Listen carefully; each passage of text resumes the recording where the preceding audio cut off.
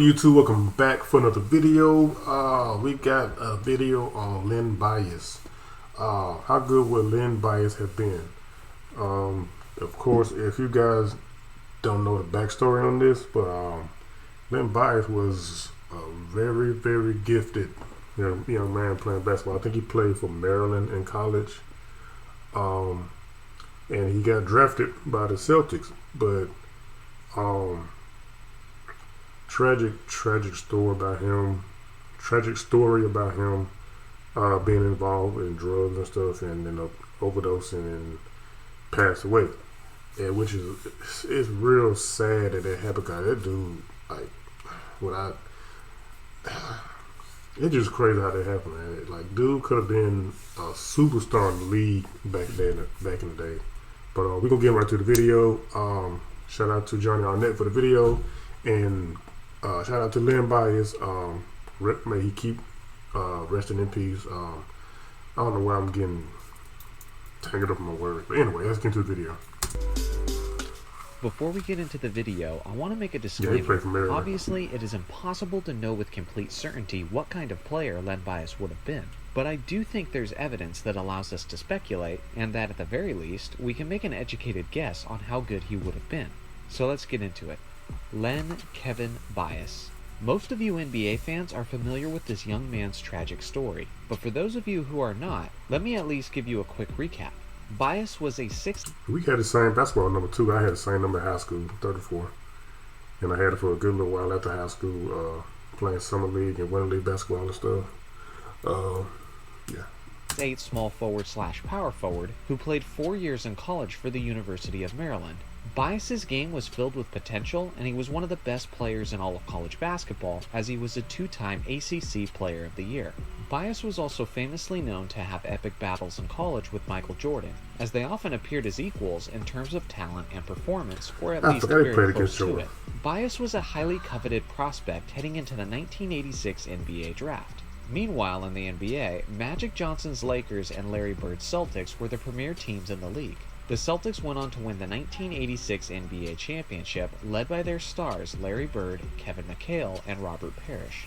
That 86 Celtics team is still considered to this day as one of the greatest teams of all time. Yep. Fast forward to the NBA draft, and thanks to a trade a couple years earlier with the Seattle Supersonics, the Boston Celtics owned the second overall pick in the draft the same year they won the championship.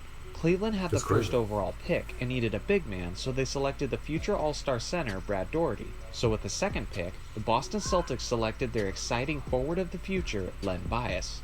Adding a future Hall of Famer to the all-time great and defending champion Celtics team appeared to be a solidifying factor in continuing this Boston dynasty. But then, less than 48 hours later, while he was at his college dorm room celebrating with his friends, Len Bias had a seizure and collapsed. Soon after medical attention arrived, it was confirmed that Bias had passed away at the age of 22.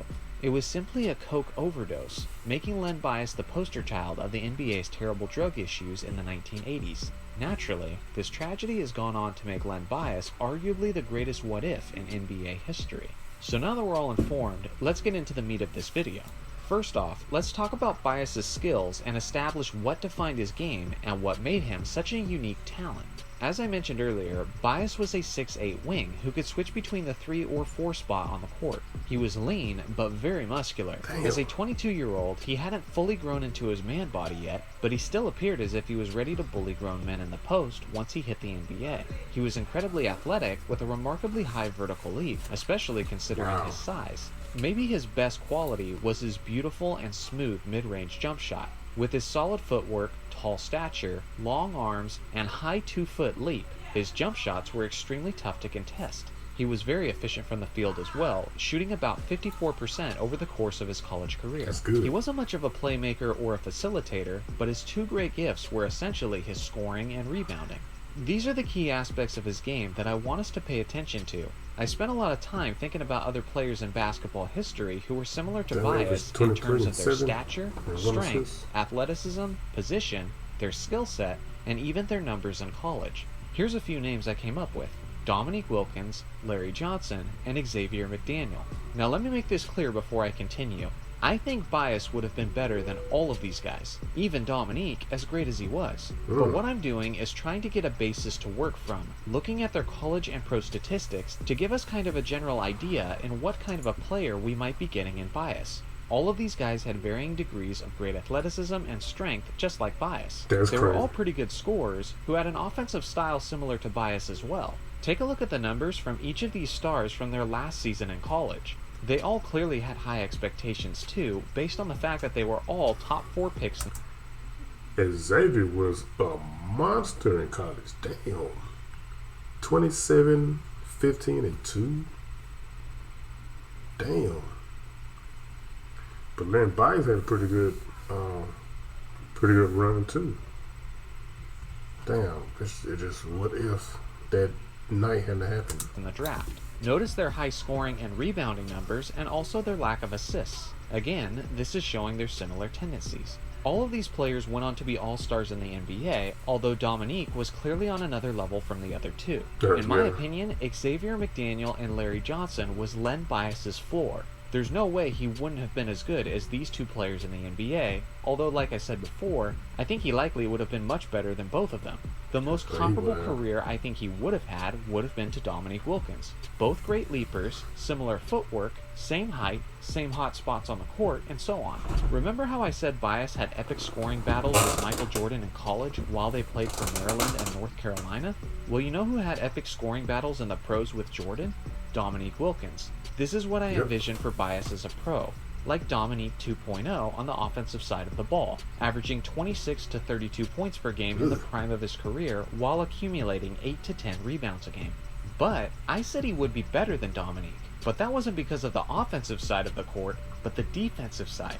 Bias showed incredible potential in college with his defensive prowess. He could frustrate players, cause turnovers, had a tremendous wingspan, and was a terrific shot blocker, often blocking shots you would think would be out of his reach. Dominique didn't have that on the defensive end, not even close. Another thing about the solo duels in college between Bias and Jordan. Bias had arguably greater numbers in college than Jordan did, and based on their talent and what we saw from them on the floor, he appeared every bit as ready for the pros as Jordan did. And how ready was Jordan? Well, let's put it this way. In Michael's rookie year, he took the NBA by storm, averaging 28.5 points per game, 6 rebounds, and 6 assists on 51% shooting. If MJ is any indication, then Bias would have had a significant impact immediately upon entering the league. Which brings me to my next point. Bias was joining the fantastic Boston Celtics. The year he would have been a rookie, the Celtics went on to the NBA Finals where they lost in 6 games to the Los Angeles Lakers. If Bias was as good as I'm projecting him to be, then I can't possibly see how he wouldn't have been the difference in that series and helped the Celtics win their 2nd straight championship. Keep in mind, Larry Bird was the starting small forward and McHale was the starting power forward, so the plan likely would have been to bring Bias off the bench. But with Larry dealing with ongoing back problems, and with McHale trying to push through the playoffs with a broken foot, there would have been plenty of minutes available for Bias to shine as a star and make his impact. In an interview with Bill Simmons, Larry said that if Bias had lived, he would have retired in 1988, meaning the passing of the torch would have happened very quickly between Bias and Bird. It's likely then that Jordan and Bias would have gone on to have many epic battles through the years in the Eastern Conference playoffs. That would have been crazy. One thing I'm almost sure of is that by the end of Bias's career, we wouldn't have seen him as just another one of those star players that Jordan kept from winning championships. Because like I said, I think the Celtics would have won the championship in his 1987 rookie season. So in recap, how good do I think Bias would have been? Well, essentially, Dominique on offense with a hint of Larry Johnson and Shawn Kemp, and significantly better than all of those guys on defense. Add on at least 1 championship ring, but maybe even a few if things went right.